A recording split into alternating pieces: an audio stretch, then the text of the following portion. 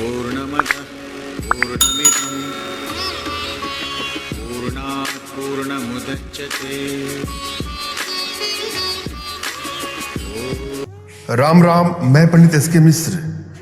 यदि आपके पास कार्य तो है, बिजनेस भी है, सारा सिस्टम है, फिर भी आप कार्य नहीं कर पाते हैं, किसी बीमारी के चलते आप कोई भी कार्य नहीं कर पाते हैं और आपकी इच्छा है कि मैं कुछ करूं, अपने जीवन में मुझे आगे बढ़ना है, मुझे तरक्की चाहिए, मैं बेकार नहीं बैठ सकता, मगर आपकी बीमारी आड़े आ जाती है, आप चाह के भी कोई कार्य नहीं कर पाते हैं, तो यह वीडियो आप ही लोगों के लिए है।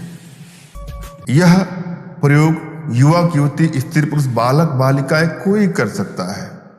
यह प्रयोग करने के बाद आपकी बीमारी तो खत्म हो ही जाएगी और साथ में जो कार्य आप नहीं कर पा रहे किसी बीमारी के चलते, यह प्रयोग करने के बाद आप देखिएगा किस तरह से आपको चमत्कारिक रूप से लाभ मिलना शुरू हो जाएगा।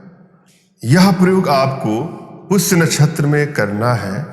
पुष्य नक्षत्र कब पड़ता है आप अपने आसपास के पंडित जी से पूछ सकते हैं, या गूगल पर आप सर्च कर लीजिए, या पंचांग देखने आपको आता है तो उसके माध्यम से आप यह पता कर लीजिए कि पुष्य नक्षत्र कब पड़ता है। पुष्य नक्षत्र कब पड़ता है आपको जब पता हो जाए तो उस दिन आपको सहदेवी वनस्पति का पौधा लाना है। सहदेवी एक वनस्पति होता है, एक पौधा होता है जिसकी जड़ की आवश्यकता है आपको।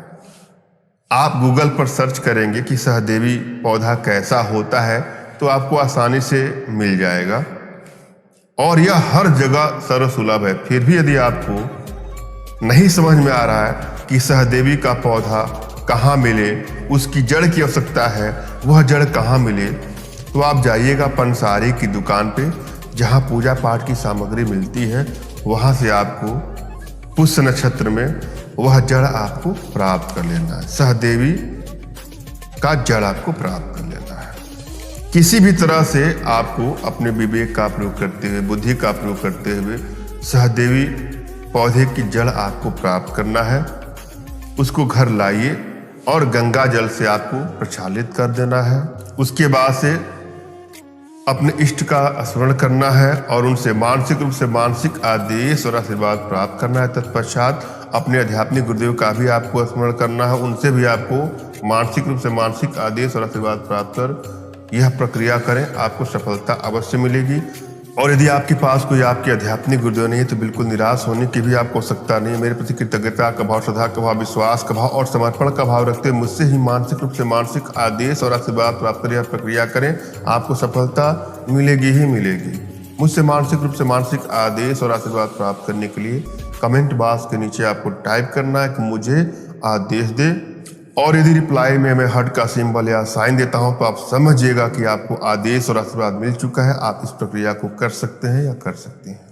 आपने सहदेवी का जड़ प्राप्त किया है, उसको आप चाहें तो अपने पर्स में रख लें, अपने पैकेट में रख लें, या धागा में बांध के बाह में बांध लें, या गले में बांध लें, या किसी ताबीज में डाल करके उसको अपने पास रख लें, या गले में बांध लें, या बाह में बांध लें।